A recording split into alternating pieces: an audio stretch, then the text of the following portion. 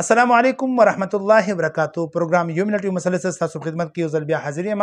سوال شوی دی چې مفتی صاحب په عام حالاتو کې یو مقتدی لپاره او یو عام کس لپاره په مسجد کې ودې کېدل څنګه دي؟ جواب دا دی چې مسجدونه در اصل د الله عبادت لپاره قائم شوي وي، لہذا د مسافر او د معتکف نه علاوه یو عام کس ته مقتدی ته په مسجد کې خوراک کول، اسکاک کول او ودې کېدل دا هغه لپاره ناجایز او مکروه ویل شوي دي. ورته مسافر هغه مسافر چې هغه ته بهر ته بل ځای نه ملوي کېږي نو به امر مجبوري هغه په جومات کې ودې کېدی هم شي، خوراک اسکاک هم کوی شي.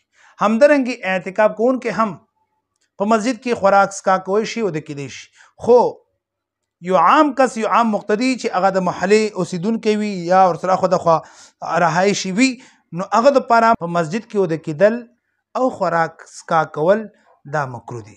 دینه ډډه کول پکار دي، اجتناب کول پکار دي او پرهیز کول پکار دي.